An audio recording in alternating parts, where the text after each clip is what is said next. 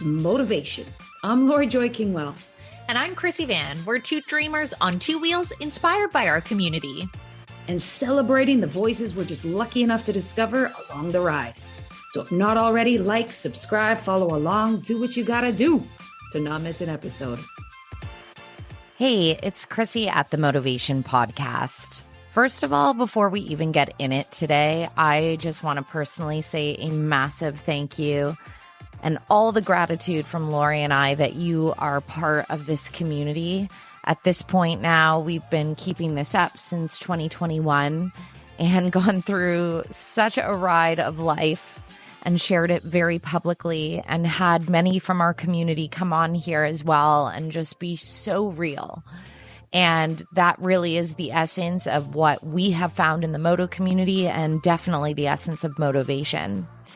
The episode that you're about to hear was actually recorded on March 12th of this year, where I was in the midst of one of the most anguish-filled experiences that I have encountered in my adult life and truthfully within my lifespan.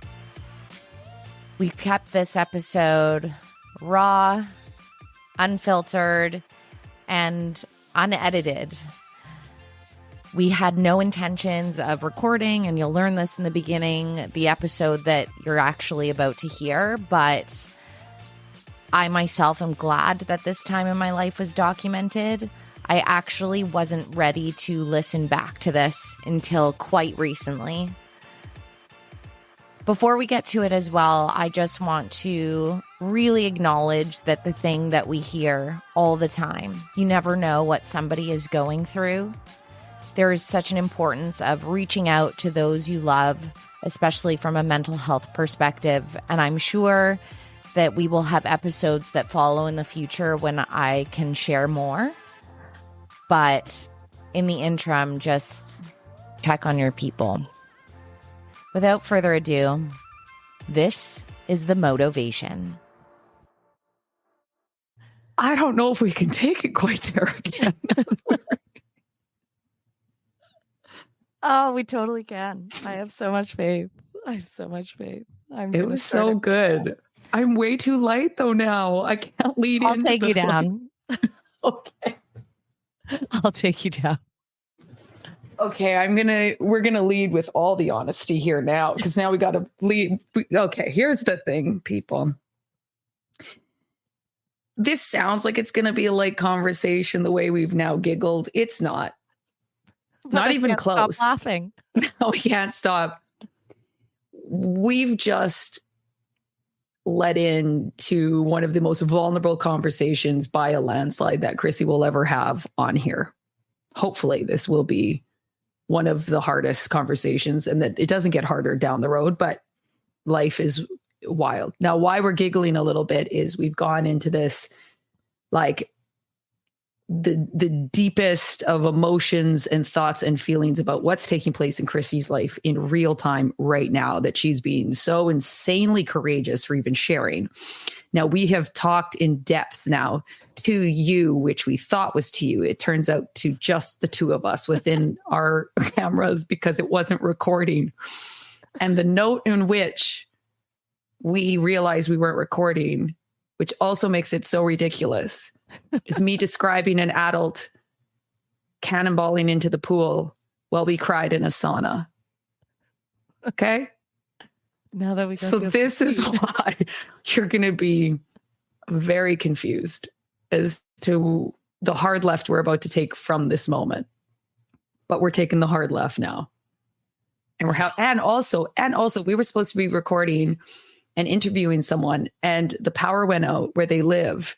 And so they didn't have the service or the gigabytes or the whatever it is to be able to speak. And so we impromptu was like, Krissy, do you want to talk out loud about what's going on? Zero pressure. And like I said, courageously, yes. So then talking, not recording. Now we are. Here we are, which is also just like the messiness of all of it, and like the beauty and the ridiculousness, so here's the hard left. And I'm going to do my best to intro this from the place that it deserves. Of Krissy and I are been doing this now for 2.5, almost 3 years, correct? Yep. And in this, we have interviewed people that have given the most like vulnerable pieces of themselves and shared it with us and shared it with you, the listeners. We ourselves have changed so much in all the work that we have done ourselves and the places we have gone within ourselves and the vulnerability that we still continue to try on in different layers in all of its discomfort. And we talk, and we've created this podcast in and around pushing yourself in ways and becoming vulnerable in ways and stripping down in ways that you've never been before, because on the other side of that is your freedom, is your juiciest version of life, and is a life we believe well lived. And so in that, you've heard some pretty vulnerable moments for ourselves in our losses and illnesses within our family and immediate family, and self-realization, all the things. And right now, in the last 24 hours, the biggest part of Krissy's life, as she's known it, has been completely shifted and turned on its head. And in due respect to the other person involved, we're going to make sure that we are also, first, we will ask permission of him before we. So if you are hearing this, we have his permission, whatever is said. But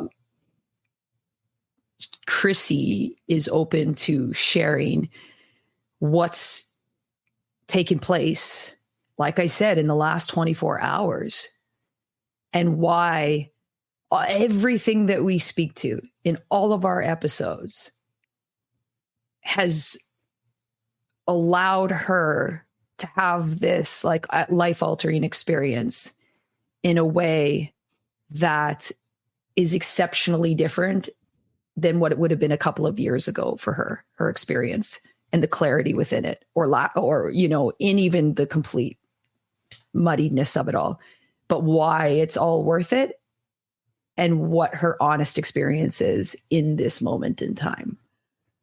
So, Chris. So I started it last time with a disclaimer. This is, as Lori mentioned, so fresh. And as much as we've just had a laugh over not recording, I probably will cry periodically, because my entire world, as I know it, has completely flipped on its head, and exceptionally unexpectedly for me. So I'm going to bring you up to speed with what has happened and basically take it from there as to why what Lori's saying there is so fucking important. And really, like, it's so funny to reflect just with you saying that in the beginning, that 3 years, I honestly feel now that those 3 years have prepared me for this moment, which honestly feels like a moment that I like, how do you even prepare for it? So if you've joined us on this podcast for some time, you would know that I have been with my husband for 20 years. It would be officially 20 years of dating this October. And we just went away to Mexico together. I could sense something was like a little bit off. I felt a disconnect that I didn't quite understand. And as soon as I got back, I was away on a work trip. So we didn't have the opportunity to address it at that point in time.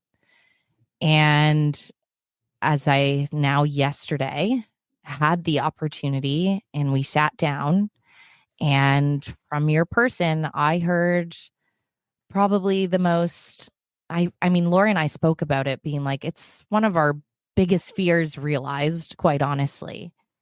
And it was essentially that he has lost his spark for me and his connection for me. And it's like instantly you are thrown into a nightmare where the reality you're living does not even feel like tangible reality. The interesting part of this is that when he entered this conversation with me, he thought that he was going to be meeting me in the same place. He quickly realized there we're mass amount of distance over where we were. I am shocked. I feel devastated. I feel really fucking sad. And at the same time, as I'll explain, it's like I also have this deep respect and understanding for the conversation, because for somebody to have that level of honesty with you, I get the vulnerability he showed in that moment. I cannot discount. And to be honest, as the conversation continued from there, and we sat, as you can imagine, for a long time, there was so much love in that space. I had many thoughts throughout it, being like, it would honestly be easier. It wouldn't, but if that wasn't there, you're like, then maybe it wouldn't have to hurt so bad, because I am like in the deepest grief and pain of my life. The interesting part is that, yes, he had these different feelings that were starting to culminate, but he actually listened to an episode of ours, and it was Rachel Lepley's 48 States in 48 Days. If you haven't listened, it's one of my favorites. She has like the wildest stories from her adventures, and the lessons that she learned from it are really impactful. But I actually kept sending the episode to him because, as you know, if you followed us for some time, Lori and I had this big long break in podcasting. And as we got the ball rolling, I'm just like, ooh, like you're just excited to have these things. And I'm like, I think this is one of the best ones that we put together. He took that I actually sent a hint, because there is a part of that podcast where she speaks to that she had had a partner for 15 years and they were best of friends, and they decided they were better off as best of friends. And that comment resonated with him. He thought that it had resonated with me, that I had sent it to him. And that was perhaps the affirmation that this is exactly where things should head. Another bit of context and backstory before I sat in that place is that, and again, as Lori mentioned, permission granted if you're hearing this, but my husband definitely had a deeper relationship with alcohol and numbing through alcohol than either of us realized.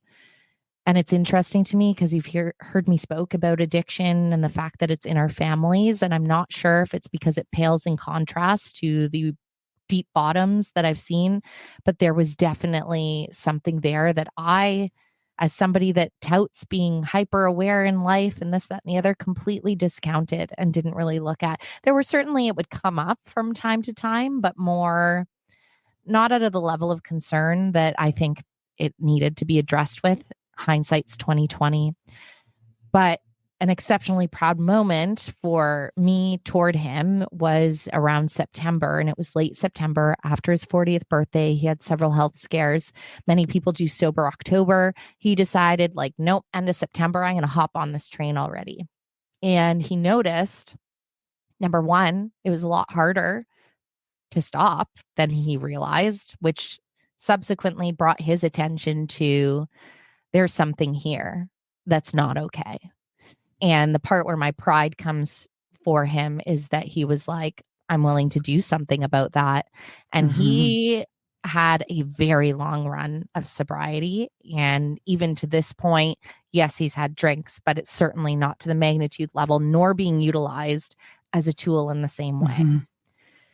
So you're kind of like, how could you be together for 20 years and not realize that this conversation was looming and you could be so far apart in the same place? Well, it's because what's been happening for him over the last couple of months is every single element of life that he has numbed is coming to the surface. And, it pains me for sure, because I feel as though I have definitely created space to lean in and explore those parts of himself, very much so along the way. But you can't force somebody to do the work, and you can't force somebody to get curious about the work. That's a tough reality, because if that had been possible, I don't know that we would be here. Maybe, but I truthfully don't think so, because there is so much good and so much love in our ecosystem. That is why it's so shocking and devastating to me. This is not a tale of volatility in the relationship and, deep screaming at each other and lack of communication. It is all the opposite, but I think he's gotten even quiet resentment. There's no quiet resentment. There's no, like, because they kind of like, oh, it's one or the other, but like even that, like there isn't that, we don't have a lot of hobbies the same. It's, none of that. And so, which ultimately makes it more confusing. At the end of the day, I just have somebody that's starting this personal growth journey, has discovered many elements that they realize they need to work on. And they are definitely entertaining where their happiness lies. And also that maybe that happiness doesn't lie with me. If you're me, that fucking sucks. It fucking sucks. And it's definitely, I just keep saying to like, it doesn't feel real, but it does feel real. And like the pain is just something I've actually never encountered in life. And I think it's a byproduct twofold. I've also never allowed this level of pain in anything in my life to take me here. Yeah. And so there's a whole different level of realness, because I'm going to be honest with you, after that conversation, all I wanted, and I said it out loud, I was like, I just want to grab a bottle of vodka and go shot for shot till I don't have to feel this right now. Because everything in me was like, this pain's too much, not possible. Like I can't survive this. I cannot survive this. So in the overnight, still sober, I didn't touch a drink. I was like making a conscious decision, and to Lori's intro there, it's about the tools.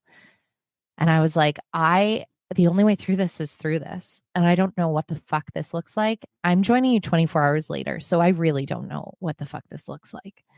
But in the overnight, the pain, like, I just wanted out of my body. It was like my body was made out of like the itchiest, stabbiest suit.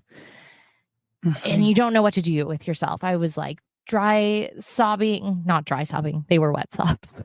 Lots of that. But like almost heaving in the sobs. And I grabbed my coat and I went for a 2-hour walk in the dark from 3 to 5 a.m. No sleeping was going to happen. And I didn't have AirPods. I didn't have distraction. I just walked. And it honestly was to just move my body. There was no thinking, problem solving. My brain's too overwhelmed to do that anyways. I tried my best to take like a few moments of just noticing. I just distinctly remember looking at a bed of tulips and I was like, tulips are here. Spring is coming. Like one little glimmer of that there is like hope in life beyond this like deep despair that I feel. 'Cause it's fucking heavy, man. It's really heavy.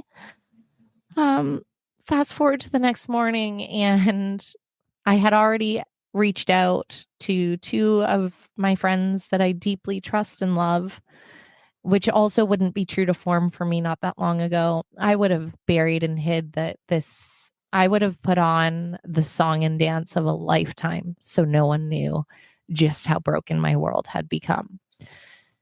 But this fucking work means you're not going to do it that way, as annoying as that is. So I reached out. Lori's like, say no more. And to be clear, I gave Lori no context. It didn't feel like a texting conversation. It just said, I know this sounds cryptic. Emotionally, I have had like the heaviest thing handed to me. I need support. It was something of that essence. And it was just like, yep, no question. I'll be there 8 a.m. True to form, Lori's also an early riser. So I messaged at 6 a.m. I was like, I actually have no capacity to even walk to you because we have like a walk that we normally do. She's like, be there in 20 minutes, which she was. And I can't emphasize the power of finding your soul people in your life. When you can just have them sit there and see you at, like, I am in my rawest form right now. And I'm also, this is foreign to myself, right? Like, I have never been here before. And so we're looking at the day of like, what needs to be done? What's the plan? And not in like a plan of, well, we're going to solve this, solve that. It was, I just need to survive today. I just need to survive today. Now, this is where Lori can chime in, because this is where everyone's going to be like, this needs to be a rom-com, that who the fuck knows how it ends. But yesterday was my birthday, which I can only laugh because, well played, universe. Like, what type of sadistic shit is this? So what was happening as we were sitting there? Yeah. So just a little like not backstory, but info that is important is that like Krissy's partner didn't plan on having that conversation right before it organically took place. So, everyone's like, they're on her birthday. And you're like, well, kind of just happened that way. But as you know, on your birthday, you get a lot of messages, a lot of well wishes, a lot of asking you how your day's going, hoping you have the greatest day on earth. Turns out it's not. Turns out it's the shittiest I've yet to have for old Krissy. And so she's getting these messages like as we're sitting there in the morning, and it's like, and to the point where it's like, I had to turn the phone kind of off because it doesn't.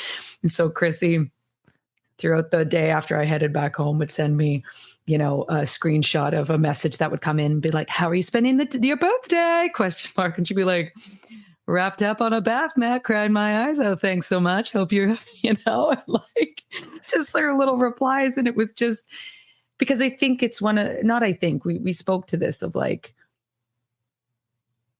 when you're in it and you're feeling all the things and you're allowing yourself to go to like the depths of the personal hell that you're in that moment, there's also these moments that happen in that same day that are just regular life stuff, or the like juxtaposition that is like your birthday and this taking place that also makes you laugh harder than you think you could that day, because life is so wild and life is so beautifully, heartbreakingly, joyously messy. And sometimes none of it makes sense, especially in a moment or a time like this. And so as much as it seems like silly to laugh, we also pointed out numerous times of like the importance of finding like the glimmers, the noticing of the tulip and the laughing at the ridiculous. And then, and being able to flow right into the tears within the same sentence, and that all be okay. And that's like, that's all I did. And to be honest, it like helped me survive the day. Everything, because every time you get the message, it was like getting punched in the face when you're already like stabbed and wounded and bleeding on the floor. And so even just sending my snarky quips of how I wish I could respond back, I was like, that was just like a little therapeutic moment for me. And to just add lividity to how fucking absurd that situation is. But when we talk about the tools, I can't emphasize enough that this has been lovingly awful between my partner and I. There has been no yelling. It's been rational. It's been confusing if you're me, for sure. And I'm really faced with a lot more questions than answers at this point. And it's really, really hard and devastating and sad to like look at your person and like see in their eyes, they love you, but something's different. It's haunting. Like, I can only describe it as haunting. So, tools. I'm trying to survive the day. There's no anger or animosity between my partner and I. I have said to Lori many times, I feel like this would be 10 times easier if I could be pissed. And what do you remind me of, Lori? Because you say it so well. If I was angry. It's just easier. But then you have to get over the anger and get to the feelings no matter what. You can't escape them. And so all it does is just lend to more suffering in the end. But at the moment it works.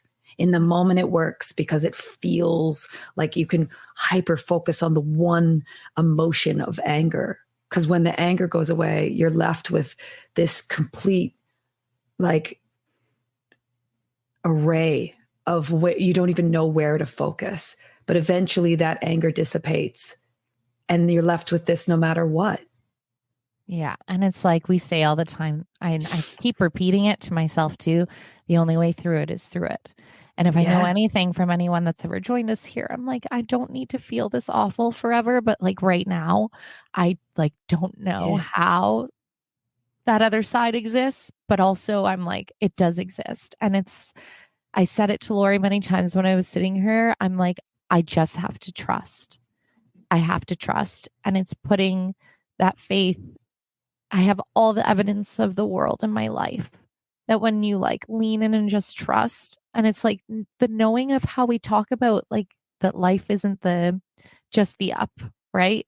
Yeah. Yeah. And so I'm like trying my best to trust that this is supposed to lead me in the right direction. So I decided that my best option at that time was to take some space. Not out of malice. It's for my own mental well-being and my nervous system, because obviously when I'm together with this person now, everything has shifted. Nothing is the same and we can't go back. I can't unknow where things are at, and I can't pretend that it's not where we're at, because it's where we're at. So I did, and they lovingly offered their home, stay with Lori, and this is bringing you into the sauna. And one thing in our original conversation, actually, that just popped in my mind as we're chatting now, we were laying in the dark, and I mean, just tell them about your playlist again, because it's too good. I've teased Lori endlessly about her playlist, because I'm very like EDM when I meditate. It's like mantra meditation with EDM beats, very opposite. I listen to a lot of slow, feely music. Like Spotify was like, your ultimate vibe for the year is, and it sent me a picture of a vampire. And it's like, can't remember, it was like morose or melancholy. And I was like, yeah, that's on brand. I like to be in the ballads, so I had those playlists. It's the first time she's ever requested one of my playlists. I know. And I was like, I turned to her, I was like, I knew there was going to be a day. Yeah. I was like, I knew it was going to come. I knew it was going to come. And the vampire makes sense, because I truly feel like my soul has been sucked out of my being, honestly. And it's, like I laid in the dark and the tears were coming, and I just let them come, and we were breathing, and like I could hear Lori periodically like match breath, whether that was intentional or not, like just that co-regulation, that like provider of a safe space. And I just managed to choke out like, this is my first heartbreak. Like I've never had my heart broken, which was like a bit of a profound realization. I'm like, my heart's broken. This is heartbreak. And I'm not discounting anyone's heartbreak, but like, this is 20 years heartbreak that I did not see coming. Like not even a little bit see coming. It's like, it's overwhelming. It's scary. It's so sad. It's really sad. Because it's like, I have a choice in how I participate, but this is a partnership, which also means how this goes isn't my choice, because if it was my choice, we wouldn't even be here in the first place, which is hard to accept. And that's where the trust has to come, because at the end of the day, I'm here, and the only way through it is through it. So as we're lying there, when we talk about those light moments, it's like so dark. I'm like, my heart's broken. I'm realizing that it's moving through my body, like from the core of my solar plexus, and the tears are streaming. And then your lovely neighbor, huge splash. Cannonballed in the pool beside us, and Krissy just, through the like tears, and did that guy just cannonball? And I was like, yeah, I did. And then that's where we realized we weren't recording, when we just spoke to that. You know what I think of now that even comes up? I was like, what a good example of like the contrast of life. like in a really simple way. And I get like I'm in that stage now of just like really looking at things under this hyper focused lens. But in that same moment, just a few feet away from each other was like the deepest joy of this person that also was like an older gentleman that was just kind of like, this is how I'm going in today. Cannonball, like must, you know? And I'm just like heaving sobs with the worst day of my life. And those can coexist in the same space. And like perhaps is just a reminder of the balance for me because like after that, they drew me a bath, like talk about the best friends ever. I was like, may I take the morose music with me? Set the playlist. Oh, we forgot to mention our Malibu experience. Oh, yes, please do. So when you're going through some hard things, sometimes you just, you have a little shot ski, but we don't have a lot of booze. And it's your birthday. That was mainly actually the main reason. But we don't really have alcohol in our home overly. But you know what? I realized there were some bottles up in the cupboard.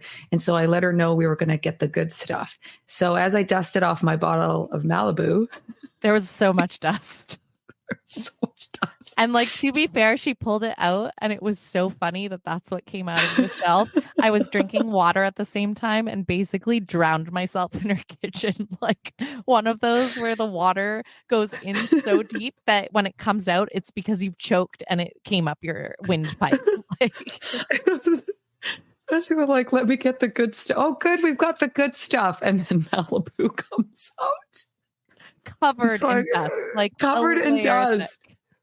And so then I got my crystal goblets. We poured it in, knocked back the sunscreen, and warmed the soul. And that's how we started the rest of the evening of the sleepover. And you can lean into all the things when the biggest things are happening. Yeah, definitely that like quiet time in the bath. You're just getting slammed with it. Like that's kind of the phase that I'm in now. Like I'm joining you here and speaking calmly. And as Lori said, I mean, we didn't plan to do this today. And I was just like, fuck, that's what we're all about. We show up in our most vulnerable moments because I'm sure I'm not the only one that's been heartbroken. I know that for damn sure. So maybe there's some comfort that can be yielded of hearing my pain and my story in this moment because it's truthfully the most vulnerable you're going to get out of me because again, we're 24 hours in and I don't know where I'm going. But the reality started to just like, honestly, just slam me in my chest. And again, before I would have had a mental mantra of like, get it together, Krissy, like like hold it in. And I was like, nope. I just let the waves roll through. And then she poured me bubbles and I love a bubble bath. And I actually sat in there like, and then I grabbed the bubbles in my hand and they're kind of squishy. And I like started to build it and I was like, oh, it's like a cloud. And it was just, again, those little moments that remind you as like fucked up this all is and how there's a big part of me that's like, I don't know how to be okay in this. It's knowing I don't know how to be okay in this. But there is like the lightness in your soul is somewhere. I know that sounds so ridiculous. And I don't feel that innately in my body, but like scooping up the bubbles and squishing them. And like I had just a playful moment by myself, which then in contrast, I honestly sat on her bath mat after wrapped in my towel and couldn't get off the floor for like a good while. And I could have reached out. I know for sure he'd be there in a second. And I was like, I just need to sit in this.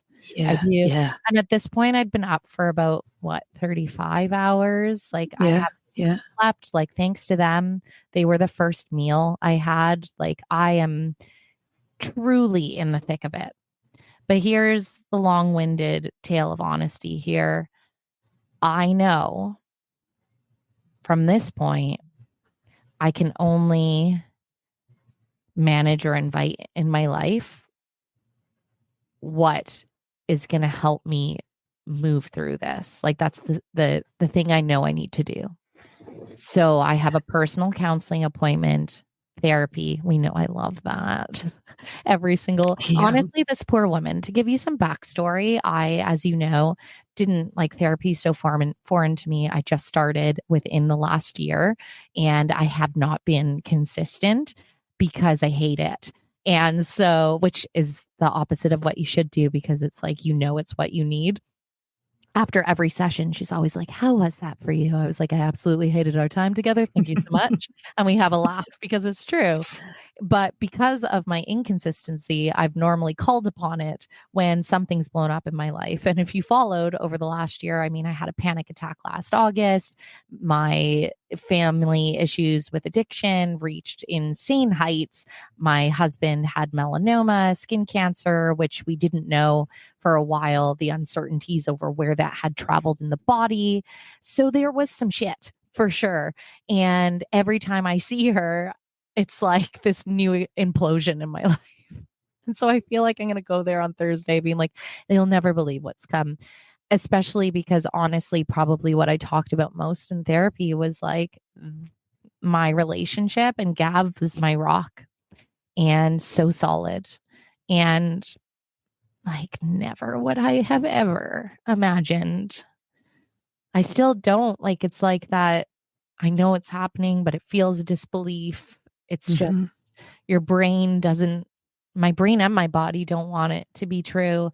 And it's not to say in this moment that like everything is over. I can definitely tell you it's never going to be the same. But it's like knowledge as well that growth and the trajectory we go from here is either we grow together as people into this new, deeper, vulnerable love that I have to realize wasn't being offered to me because it wasn't available. And what does that look like? Like, not only do I have questions over their impact and thoughts of myself, but I need to do the work. And that's why I have a personal counseling session and we'll be starting. That was my non-negotiable, just to let you all know that are listening, because there was very clear communication over like, are you done or do you actually want to see if we can try and work through this? And from both parties, it sounds very much like we are on the same page. I keep revisiting that because there is a deep fear that the try is only because they have seen how much hurt and pain I'm in. And that's, I'm sure, very uncomfortable to receive when you know that you are the person that put that individual that you love and care for in that state. And does that just make that feel better? I've asked it a couple times and it's fresh on both sides. So I think the proof will come in whatever work is to follow. Like otherwise it's really just a question mark until the action happens. But my non-negotiable was that individual counseling for both parties and the couples counseling together. So implementing that tool. Today, my goal is to move my body. I like exercise for me is so important, and my nervous system is on fucking fire. Like, I woke up today with that realization of just, okay, like this is where we're at. And if I don't provide the self-care needed for that, it will make me sick. I feel sick to my stomach, but like it will make me sick. So I'm really just focused on the self-care. Everything in me just wants to reach out to this person and grab them and be like, it's me, it's us. Like, don't you know this? Like, love and everything we are. But you can't, like, I have no control over their lens or where they're at in their journey. And that's a tough one. Like the toughest. And at the same time, coming into the space with an open heart of like, I can't fault you for it either. I just can't. I wish I could be mad. And as I talk that it would feel easier, but I'm like, I can't. It's where like we talk about it all the time. And I would never, ever expect somebody to sacrifice what they feel in the core of their being to appease the other party. Because then it's not real. Yeah. Yeah. What's been so profound over this last little bit is just watching in real time, watching your putting into practice the non-attachment of necessarily an outcome, the deep desire to have an outcome, but the clarity and the bravery to go and look directly at the pain of what that means without knowing an outcome or a guarantee, which has also allowed you to ask for the clarity and want the clarity around, do you want to try because it's so uncomfortable watching me in pain, or do you want to try because you want to try? Because so often we wouldn't even want to know that answer. If we saw even a glimpse as a person, when you see even a glimpse that this could be a bad dream that could be over, because they've shown me a glimpse of maybe I didn't make the right, or maybe I do have it, or whatever, a person is going to block out any other honest reality for just the sliver of a chance that this could all be done and over. Yeah, I think it's like the one thing that I'm realizing entering this space. And again, like I can't emphasize enough, like it's a space that I couldn't prepare for. I didn't know was coming, but it's the realization that all this work that I have done for sure has been a theme in my life, but accelerated over the last 3 years. Lori and I have spoke many times, like we are just operating on such a same plane, and the discussions that we have are so real and authentically deep, and the challenging of each other. And then subsequently, that means the challenging of oneself. I have never felt more like I have something that feels unsurvivable and that I can't handle, and yet equipped to handle at the same time, if that makes sense. I don't think we put the episode out. Or no, we haven't yet. It's the episode, well, it'll be out by this time, but the story we tell ourselves. And at the end, I said, because of this work, like whatever comes down, that there's a groundedness and a rootedness now that I've never felt before, that feels like it could be hellish, like the hell, but that like, I'll make it through on the other side. And you were like, I get that. Yeah. And even when you were presenting that, like everything in me, because she even said, she's like, I couldn't say all these things to just anyone because they would want to be like, fuck you, I'm in hell. Yeah. Yeah. Right. But I'm like, I hear that. And I but you're in that. real time, and you are experiencing that groundedness and that rootedness, even though you're in like a hurricane. Yeah. And it doesn't change the fact that it doesn't bypass it. It doesn't lessen the pain, but it allows you to confront the pain and stay with the pain, to actually move through it and find out what you need to find out on the other side of it. And then to go wherever that leads, in that, and trusting that it's in the best possible interest of your life at the end of this, whatever. There's obviously the desire and the hope that it will go a certain way, because there is such a real, everything points to that's a real possible reality, growing together and having deeper love than you could have ever imagined with this person. That's a very real possibility. We spoke of that, like Japanese art expression, where like when anything that art pieces that have shattered or broken, and they put it back together with like this gold bonding, and that it makes it more valuable than prior to its break, prior to its shatter. And that's a real possibility. You can only choose, and you can only do what you can do. Yeah. But going at it and looking directly at it and allowing the feelings that need to be felt, but then still noticing the tulip, still having the giggle, still seeing the beauty in the guy that cannonballed while you know, like the contrast. And that is the experiencing of real life from the healthiest place a human, as far as we know so far. Well, and I think honestly, like the honesty and showing up vulnerably, we know is something I've struggled with so greatly in life. And this is the most I've ever leaned into that ever. Like I'll It's even go a incredible. step further and provide more context. Before Lori and I got on the phone here, obviously everyone knows life's gotten exceptionally expensive. I don't really have substantial benefits to cover. I don't know how much counseling is like a solid try. And I imagine that they guide you through that process. And so I actually reached out to my mother-in-law who was looped in prior. And I think honestly, anyone that has now been entered into the arena and learned what's happening now, that know Gav and I are equally shocked and surprised and sad. And so I was just kind of like, this is where I'm at. I don't know what it's going to be. I hate asking, but like, would you offer financial support toward that? Which obviously there was a loving, like, absolutely response. That takes one stress off my plate. I just came off one of my biggest weeks, the Super Bowl of my work life, which subsequently means like entering this week was go time. I had no capacity yesterday. And if you are somebody that's a regular Monday listener, you'll also notice no episode went up yesterday because generally I'm the one that's uploading it and putting it on.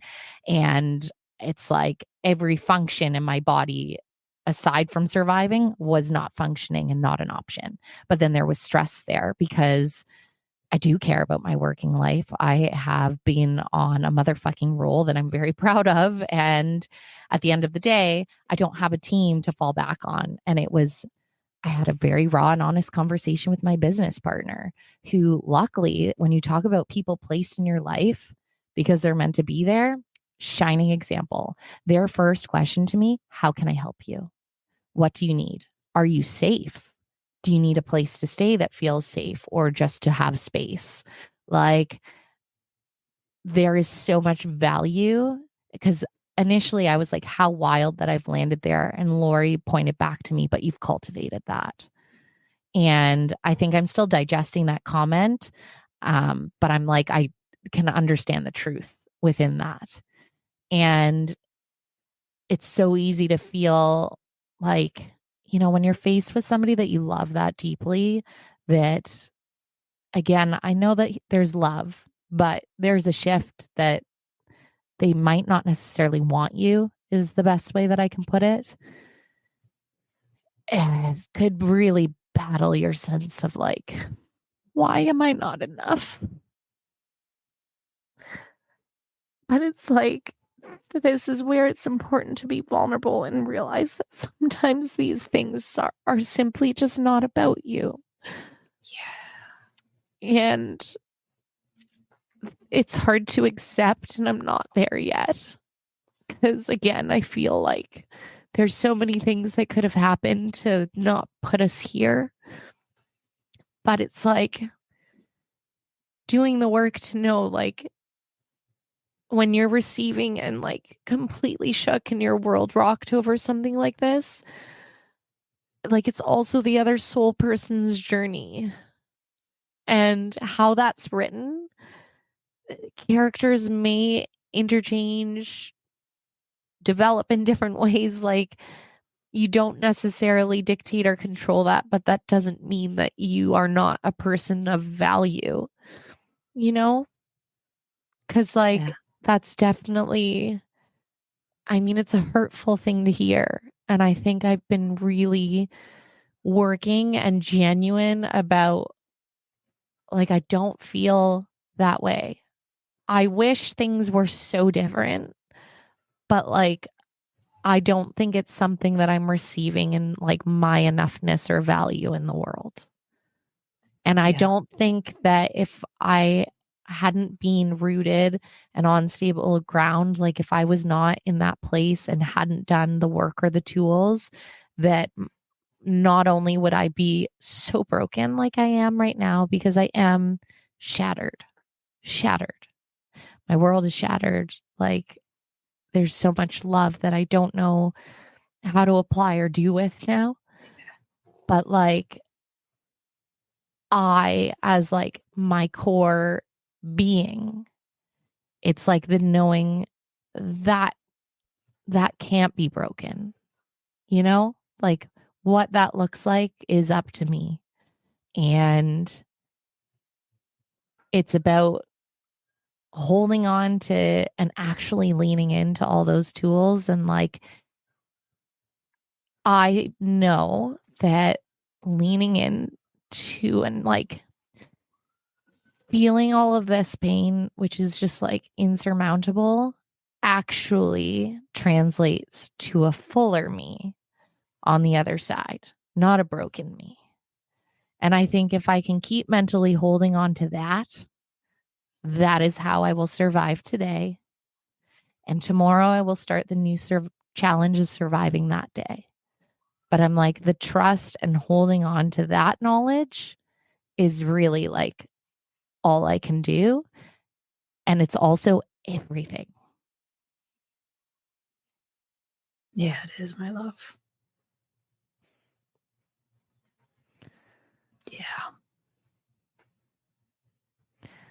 You just like, yeah.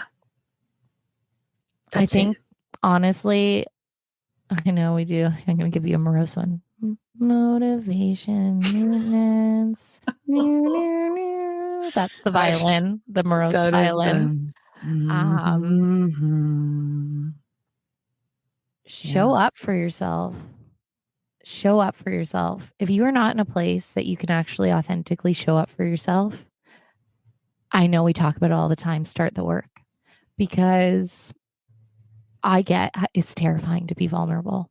I really do. But I actually can feel the shift happening, that I can say, even in this darkest of days that I am in, I actually don't hate it. I think I'm starting to realize that it is everything. And the sooner that you can start leaning into those soft edges in a hard place, the sooner you're actually going to get closer to yourself. Because as much as I'm in this whirlwind, I actually feel really connected to myself. And that sense of assurance that offers, that sense of safety, like even as the hot sobs were like heaving out of my body, I was able to connect to that. And I think that I spent a lot of my life where that was quite muted. And subsequently, that meant I wasn't showing up for other people as authentically. I also wasn't showing up for myself as authentically.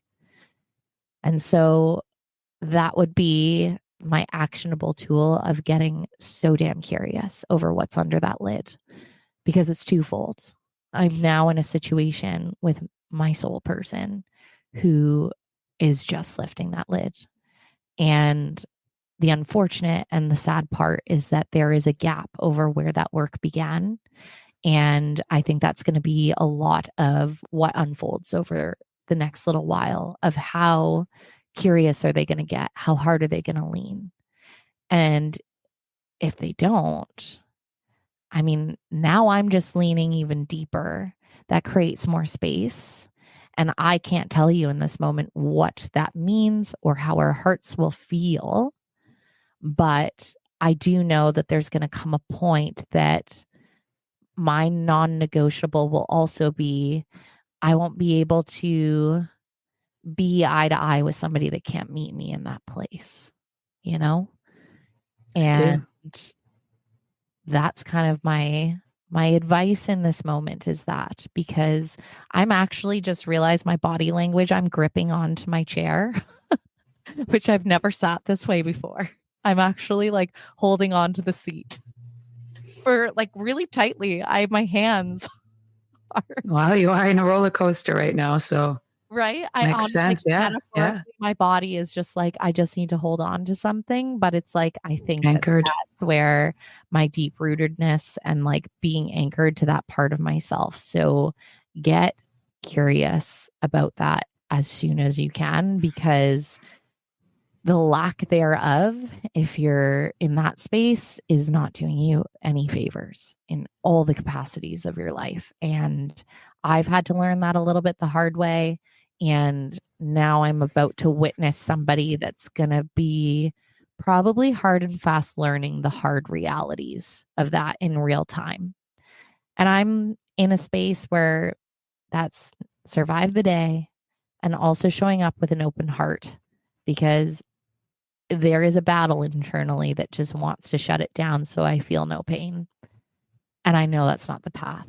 And honestly, it's because of every single one of you we've had on this podcast that has shown up and shared, and every single one of you that I've encountered in the Moto community at these events that have just allowed that like freedom of being and the being of just yourself. Like, what's going to unfold terrifies me, but like the knowing in that, even though I'm like, it's impossible to be okay, in the same sentence, it's like, I know that I can land okay. So It's that like, there's so many unknowns right now, but what you know for sure is you got you. yeah, that can be our quote, because there's no quotes of brilliance coming out of my mouth today. And it's nice that the quote has got you. It's very eloquent. Chris, I'm just, like, I've told you over the last day and some that we've been, now kind of together in this, as in like me physically being with you and watching you in real time feel and process and talk out loud and view. And this is just a deepening moment in so many ways, is you speaking here out loud so honestly, because one of the things that you and I have always like really prided ourselves on is our strong relationship with our person. And also one of our biggest fears is something happening. We're also very much said in past episodes of like, you can never say never. There's no guarantees. There's no nothing. But at the end of the day, it's felt like one of the most solid things that's rocked in both of our lives. Mm-hmm. And for you to speak so candidly and honestly, yes, for yourself, but also for everybody listening, in case there's something happening in their lives, they're experiencing something in any capacity that's similar or have in the past. I know for someone like my mom, this will resonate deeply, deeply from her experience 20 plus years ago of her own marriage, and not being something that, and it blindsiding her, the first conversation around it. So to open this piece of yourself and do it so honestly, it makes me feel like I get to be braver about my life. And I know that anyone listening is not only going to feel seen and heard, but it's going to, I guarantee, make them feel that they can be braver about their own lives in one way or another. And already this experience has helped in one way or another. Not that that's the point, but damn, it's also far from nothing. Yeah. You could say that again. Yeah, I'm just so proud of you. Thanks, Fred. And we got you, we got you along the route. Like we said, your people, no one's letting you touch the ground on this one. That's like the beauty, a soft place to land. But that, my friends, is the motivation. Cue the sad violin. I'll get my playlist immediately. You've just listened to the Motivation Podcast with your host, Krissy Vann, and me, Laura Joy Kingwell. Thanks for joining us along the ride. We've got new episodes dropping every Monday, and we're all about community. So follow us on Instagram at Motivation Podcast and visit our website at themotivation.com. And in the meantime, tanks full and full throttle.